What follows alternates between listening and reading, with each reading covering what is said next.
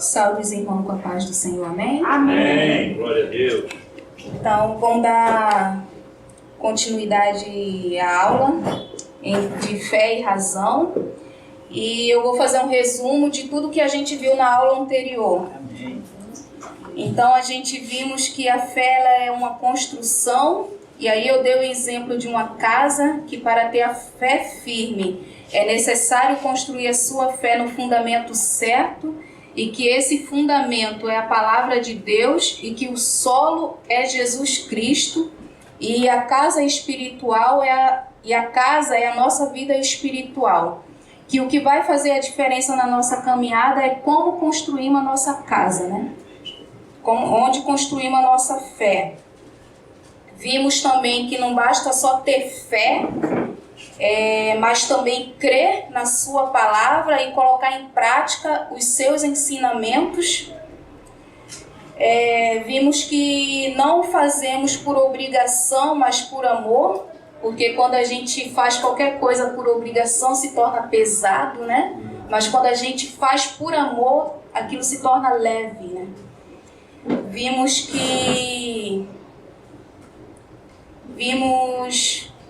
Eu dei exemplos de homens de fé que mesmo em meio à adversidade eles permaneceram firmes, pois eles confiaram no Senhor, que foi o caso de Daniel, que ele não...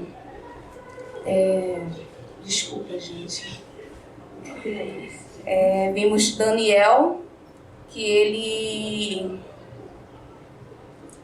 Daniel e os amigos de Daniel e Davi, que eles confiaram no Senhor. Vimos que Deus, ele permanece o mesmo desde a fundação do mundo, ele não muda. Depois entramos no tema falando sobre razão, que a razão ela faz parte do ser humano, que é a nossa capacidade de raciocinar e de agir conforme pensamos, que é através da razão que a gente conhece o nosso Deus. Que muitas pessoas pensam que fé e razão são incompatíveis e que isso acontece por causa das crendices popular, né, que a gente até comentou, falando do chinelo, virar de cabeça para baixo, pode matar a mãe.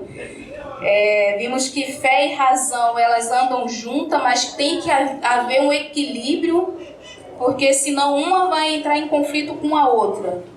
Vimos que... Aí eu dei o exemplo dos 12 espias que Deus mandou para espiar a terra, né? Que 10 voltaram de lá falando que eles não iriam conseguir por causa dos gigantes, muralhas. Oi? Não, 10. 10 voltaram de lá agindo pela razão, pelo aquilo que eles viram, né? Falando que eles não iam conseguir porque viram gigantes, muralhas... E que só 2 eles agiram conforme a fé, né? Que mesmo diante das dificuldades, eles iriam conseguir porque Deus era com eles. E agora a gente vai continuar falando sobre fé e razão. Amém.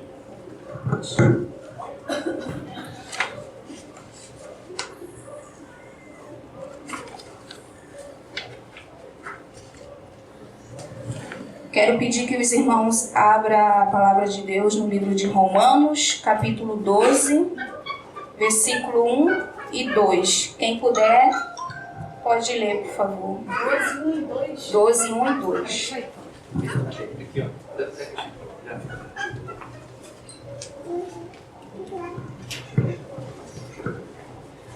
Rogo-vos, pois, irmãos, pela compaixão de Deus, que apresentei os vossos corpos em sacrifício vivo, santo e agradável a Deus, que é o vosso culto racional. E não sede conformados com este mundo, mas sede transformados pela renovação do vosso entendimento, para que experimenteis qual seja a boa, agradável e perfeita vontade de Deus. Amém. Então, lendo esse versículo, me veio a pergunta, né? Como é que nós oferecemos sacrifício a Deus? Eu pergunto a vocês, como que nós oferecemos sacrifício a Deus? Resistindo aos nossos desejos carnais. Quem mais? Através da nossa conduta, do Testamento, né, da nossa... Assim, sacrificando a nossa própria vontade. Então, eu coloquei aqui: glorificamos a Deus em nosso corpo quando contemplamos o que é santo, quando os nossos ouvidos se deleitam no que é puro, quando nossas mãos praticam o que é reto, quando nossos pés caminham por veredas de justiça. Deus quer uma entrega total do nosso corpo e mente, que sejamos consagrados, separados e reservados para o serviço de Deus. Sabemos que o nosso corpo é o templo do Espírito Santo de Deus, a morada de Deus. Foi comprado com alto preço e devemos glorificar a Deus no nosso corpo. Consequentemente, o culto racional ou espiritual que prestamos a Deus é pela consagração do nosso corpo. E não é somente quando estamos aqui reunidos, mas em todos os momentos, seja no nosso lar, ou no trabalho, ou em momentos de lazer. Assim damos um bom testemunho a todos que nos veem, como o Senhor nos fala no livro de Isaías, capítulo 1, versículo do 16 ao 19. Diz assim a palavra do Senhor: lavai-vos, purificai-vos, tirai a maldade de vossos atos de diante dos meus olhos, cessai de fazer mal, aprendei a fazer o bem, procurai o que é justo, ajudai o oprimido, fazei justiça ao órfão, tratai da causa das viúvas. Vinde então e argui-me, diz o Senhor: ainda que os vossos pecados sejam como a escarlata, eles se tornarão brancos como a neve. Ainda que sejam vermelhos como o carmesim, se tornarão como a branca lã. Se quiserdes e obedecerdes, comereis o bem dessa terra. Então é assim que a gente oferece sacrifício a Deus, é a gente rejeitando o mal, né? A gente fazendo a vontade de Deus, obedecendo a sua palavra. E muitas das vezes, né, no nosso lar, a gente glorifica a Deus no nosso lar. Quando a gente se cala, né, quando a gente está irado, né, a gente glorifica a Deus quando a gente se cala, né, porque a gente evita uma discussão. E no momento de ira ali, o inimigo tá, né, na nossa mente, vai, fala. E quando a gente se cala, a gente glorifica a Deus nisso, né? Então eu coloquei aqui: olhemos para o alto e veremos o amor de Deus e suas misericórdias sobre as nossas vidas. Agora olhem para vocês mesmos e façam todos os dias sacrifício ao Senhor. O sacrifício não é por você mesmo, é para Deus. Tudo que você tem que fazer olhando para Deus, pelo amor que Deus fez, pelo amor de Deus, né? Então nós somos o sacrifício e fazemos sacrifício quando rejeitamos o que é mal e escolhemos o bem. Quando ajudamos aos necessitados, não só com palavra, mas com atitude. Quando em momentos de ira nos calamos em vez de falar. Isso é bem difícil, né, gente? Mas a gente tem que praticar, colocar em prática a palavra de Deus. Quando praticamos a sua palavra, sendo obediente aos seus ensinamentos. Esse é um sacrifício vivo e que agrada ao Senhor. E eu coloquei aqui. E agora a gente vai ver mais um exemplo de fé, né? Eu vou falar um pouco sobre a vida de Abraão. Queria pedir que os irmãos abram a Bíblia do livro de Gênesis, capítulo 12, do 1 ao 4. Pessoal, vocês me perdoem porque hoje eu estou um pouco nervosa. Oh, Jesus, meu Senhor. Maria na calma. Quem achar pode ler, por favor. Ora, o Senhor disse a Abraão: Mas assim, da tua... Ora, o Senhor disse a Abraão: sai-te da tua terra, da tua parentela e da casa do teu pai, para a terra que eu te mostrarei, e far-te-ei uma grande nação, e abençoar-te-ei, e engrandecerei o teu nome, e tu serás uma bênção.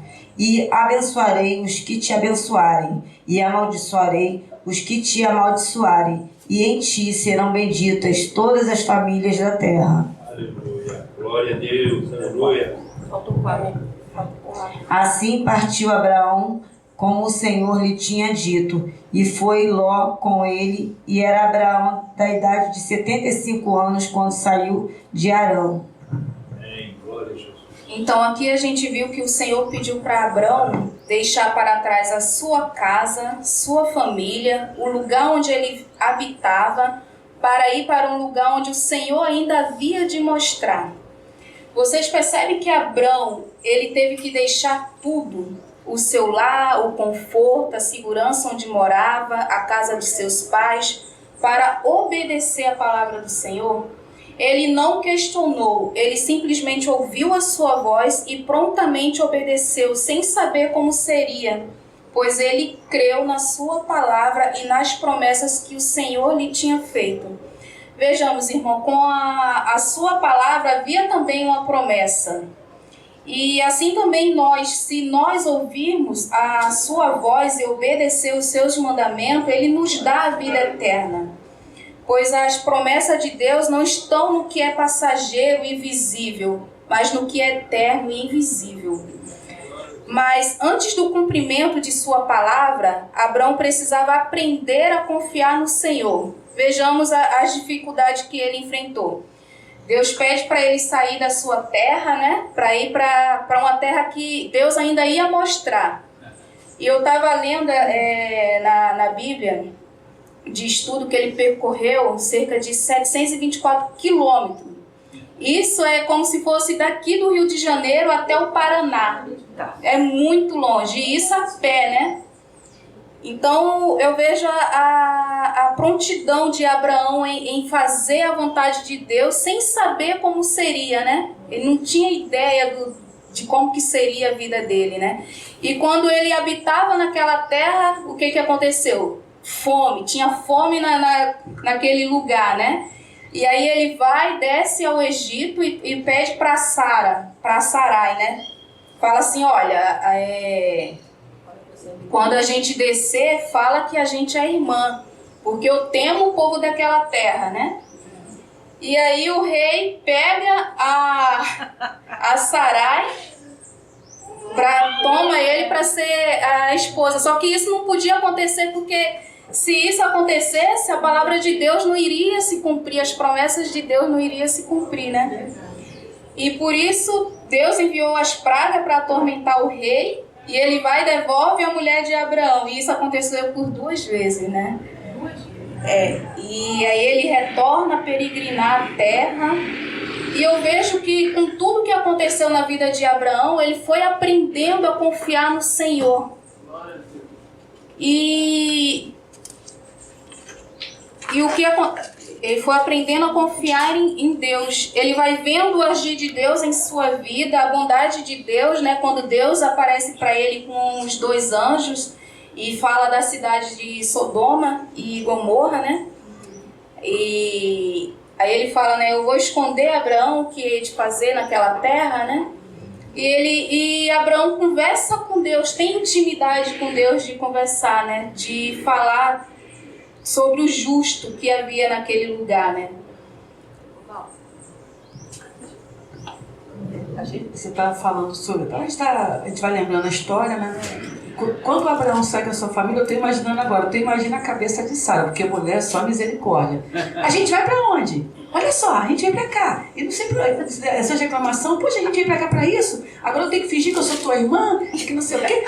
Que Deus é esse? Então, são coisas que realmente devem ter acontecido, porque no período que Abraão saiu, até o cumprimento da promessa, até ele chegar, quantas coisas não aconteceram? Então, eu acho que isso é até na nossa vida mesmo, né? Às vezes, Deus fala com a gente assim, mas vai acontecendo tantas situações, e às vezes, até mesmo às vezes as pessoas em volta sem querer, mas isso é de Deus, não está acontecendo isso, isso e isso, não. Então, Deus não está nesse negócio. Então, agora que ela está falando isso aí, está me vindo essa coisa na mente. O que também não deve ter passado, até mesmo com a sua família, que deve ter ficado ali no ouvido dele, né? Amém. Amém. Bom, deixa eu dar. Aqui, ó. Aqui. Aproveitar esse gancho que a Cláudia deixou, até mesmo Gostei muito quando você reforçou a questão que na vida cristã tudo é um exercício, né? A gente nos exercitamos naquilo que a palavra de Deus nos ensina. E a própria Bíblia nos diz que não é diferente disso. Ninguém sai pronto, né? A gente entra na vida cristã, meus irmãos, cheio de problemas, cheio de vícios, cheio de, enfim, inundado de coisas ruins. E à medida da nossa caminhada, essas coisas vão ficando pelo caminho, porque o Espírito Santo vai nos moldando segundo a sua vontade. Então, uma coisa que nós precisamos entender é que tudo é um processo. Eu estava conversando com o pastor Alan um negócio, e eu estava muito angustiado, porque eu e ele estávamos num debate, e eu colocando as minhas posições para ele, isso foi recente, colocando as minhas ideias para ele me ouvindo, um camarada que já está 20 anos luz na minha frente, entendeu? E no final ele disse assim: Cleiton, sabe quanto tempo levou o livro de Atos para ser escrito? Tudo aquilo que você vê ali em poucas horas, se você quisesse ler o livro de Atos numa sentada só, Cleiton, levou 25 anos. Tudo aquilo que está escrito ali, tá? A transformação de cada um daqueles discípulos para se tornarem o que se tornaram, né? O Pedrão, para deixar de ser aquele cara impulsivo e chegar a ser o homem de Deus que ele foi, o líder da igreja, enfim. Então, irmãos, é importante isso que a Val falou, tá? Tudo na nossa vida cristã é um exercício, tá? A gente vai cair aqui, vai chutar o cachorro ali, entendeu? Vai brigar não sei com quem é o colar, mas na próxima vez nós não vamos mais fazer isso, porque alguma coisa vai acontecer, o Senhor vai nos mostrar, vai nos ensinar. Então, é importante a gente ter essa compreensão que está sendo colocada aqui. Tudo é um exercício, então, não é uma desculpa para que nós baixemos a guarda, né? Muito pelo contrário, é uma advertência para que nós saibamos, tá, que a gente está melhorando. De glória em glória, né? A gente vai numa crescente à medida que a gente deixa Deus fazer essa obra em nós.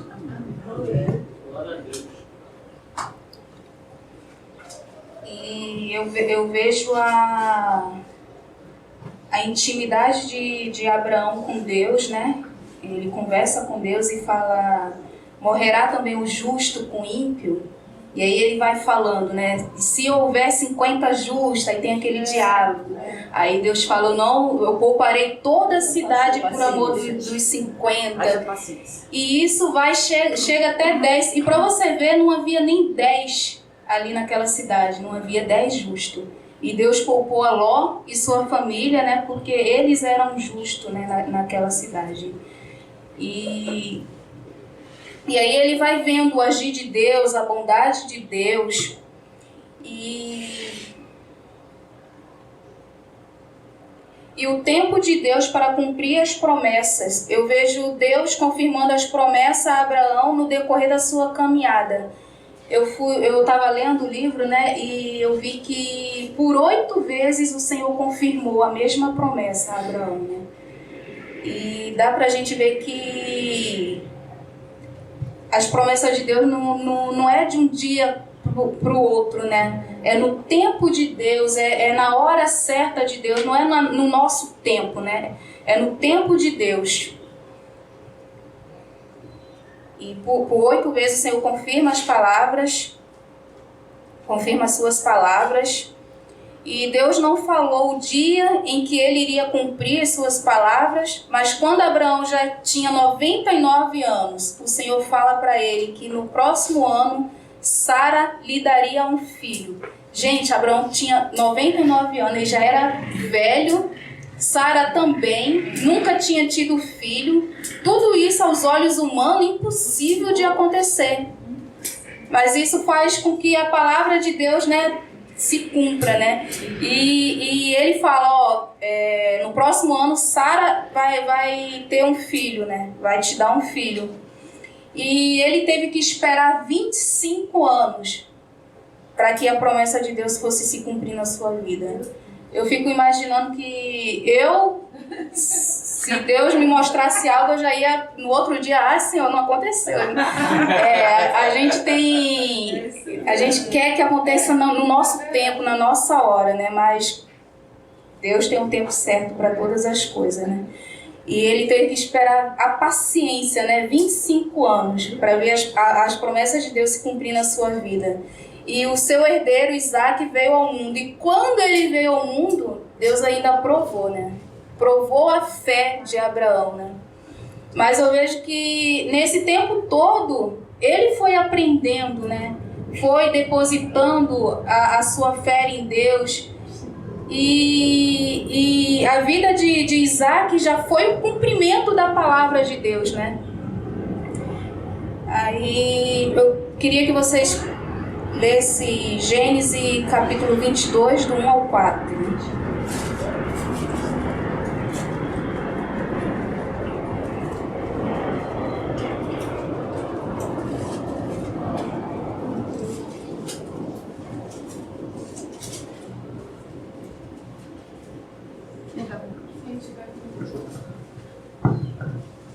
Depois dessas coisas, pôs Deus a Abraão à prova e lhe disse: Abraão, ele lhe respondeu: Eis-me aqui. Acrescentou Deus: Toma seu filho, teu único filho Isaque, a quem amas, e vai-te à terra de Moriá. Oferece-o ali em holocausto, sobre um dos montes que eu te mostrarei. Levantou-se, pois, Abraão de madrugada, e tendo preparado seu jumento, tomou consigo 2 dos seus servos e a Isaque, seu filho. Achou lenha para o holocausto e foi para o lugar que Deus lhe havia indicado. Ao terceiro dia, erguendo Abraão os olhos, viu o lugar de longe. Glória a Deus. Então aqui eu vejo novamente a prontidão de Abraão em obedecer a palavra de Deus, e ele não questionou, e ele confiou, né, em Deus. E para você ver a caminhada, né, levou 3 dias para chegar no lugar onde Deus mostrou. Então poderia haver dúvida em 3 dias, né? Se fosse, eu dando um exemplo assim, né? Pô, em 3 dias, aí eu fico imaginando, né? Que, pelo menos eu, né? Pô, Deus está pedindo meu filho, né? Mas ele não duvidou, ele simplesmente obedeceu e sabia que Deus, ele era capaz, mesmo se fosse tirar a vida de Isaac, ele ainda era capaz de ressuscitar, né? E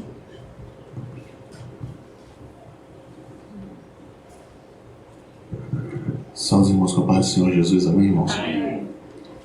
Nessa passagem do capítulo 22 tem algumas coisas que são bem interessantes aqui. E a primeira delas é a confiança de Abraão, né, igual foi colocado em Deus.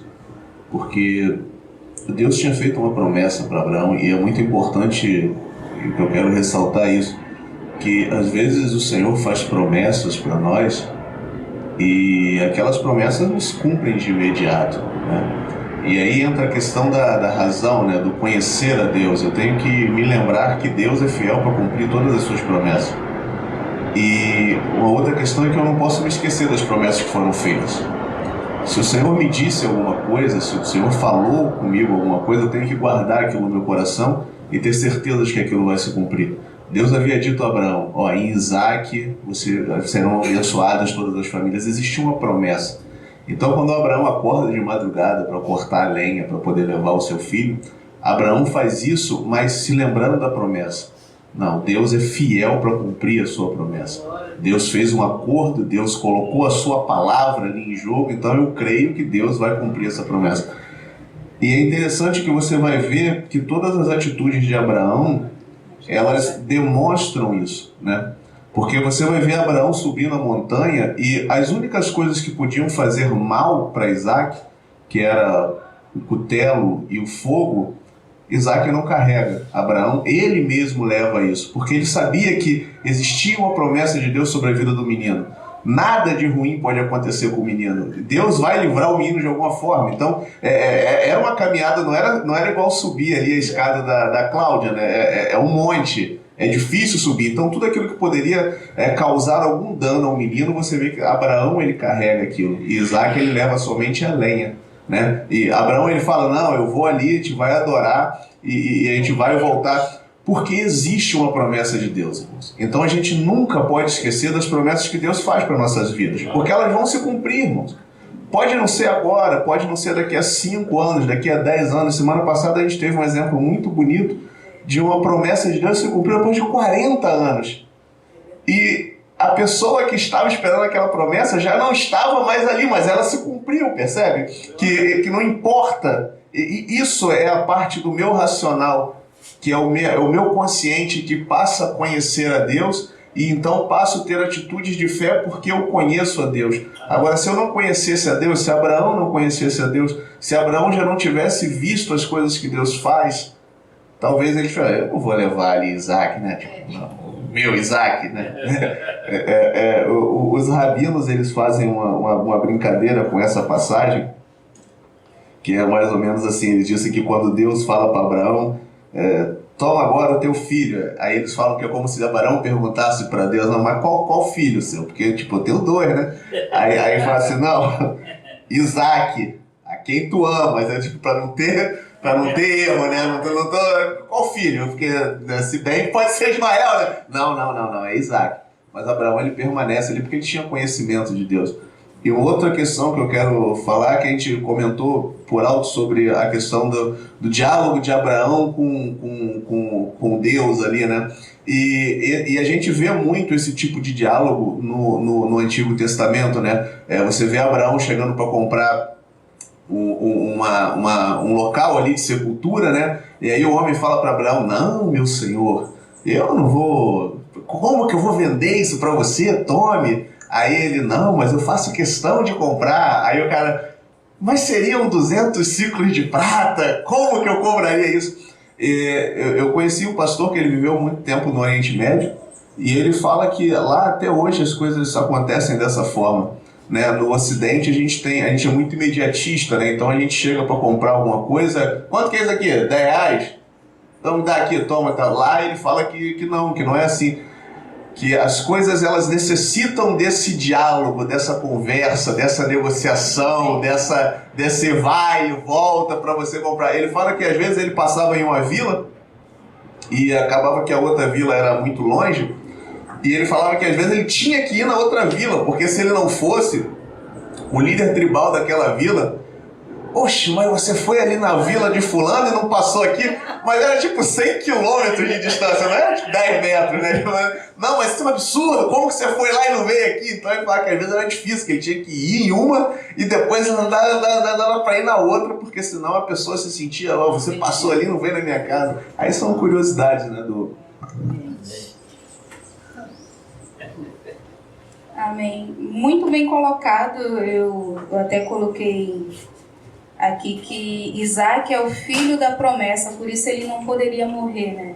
E mesmo ele não poderia morrer porque ele era o filho da promessa e que Deus é fiel na sua palavra e ele não pode mentir, né? Ele é fiel para cumprir a sua palavra.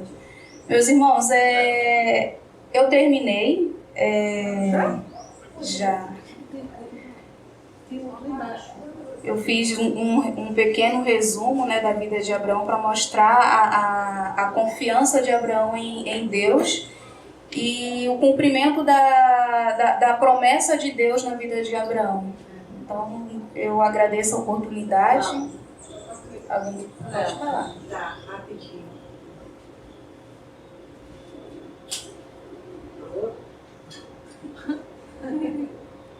Ajuda. Vamos lá. Aqui, faça lá. Eu acho que não está. Não, é porque não tá funcionando, não. Alô? Ela foi. Então, baseado nesse estudo, né, sobre fé e razão, foi um estudo também maravilhoso, como todos os outros, mas assim, uma coisa que, de todo o estudo, né, falando particularmente para mim, né, para minha vida, atingiu assim para mim foi realmente a situação da promessa de que Deus promete sempre algo para cada um de nós. E o exemplo que a gente teve semana passada, das situações não só da Bíblia, mas como pessoas também, de que foram embora, não puderam ver a glória, ver se cumprir, mas a promessa foi cumprida, mesmo a pessoa não estando presente, como foi o caso de Moisés, né? Então, ver que realmente é só acreditar, ter fé, viver pela razão. E muitos sonhos eu tenho, mas assim, mesmo que Deus não permita que eu veja, mas eu tenho a certeza que vai se cumprir.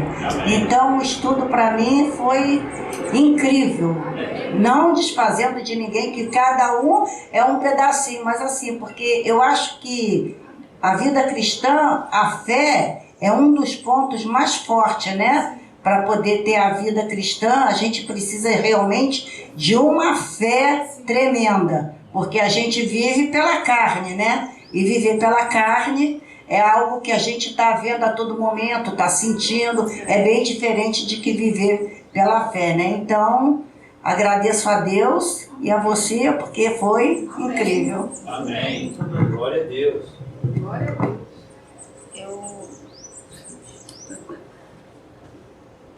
Eu queria falar com vocês que a primeira mensagem que o pastor Preto colocou lá no grupo do WhatsApp, que ia escalar as pessoas para fazer o estudo, né? Naquela primeira mensagem eu já estava em desespero, meu nome nem estava na mensagem, já estava desesperada, com medo. E na segunda mensagem eu já não sentia mais esse medo, né? E conforme eu fui fazendo o estudo, né, de vez em quando, assim, só de lembrar que eu ia estar aqui à frente, eu gelava, né, de medo mesmo. Porque é a primeira vez mesmo que eu tô à frente e falando, né?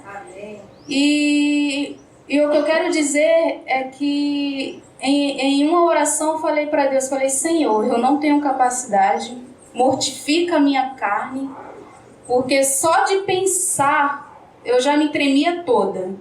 Então, para eu estar aqui é para a glória de Deus. E eu falo para a glória de Deus que nem o coração palpitando eu tô. Então, como foi falado no culto domingo passado, né, nós somos pó e cinza, né? Deus usa cada um como Ele quer, quando Ele quer. Né? Nós não estamos aqui pela nossa própria capacidade, né? Falando pela nossa própria capacidade, mas é por Deus, né? É por Ele e para Ele são todas as coisas. E eu agradeço a oportunidade. Amém. Amém.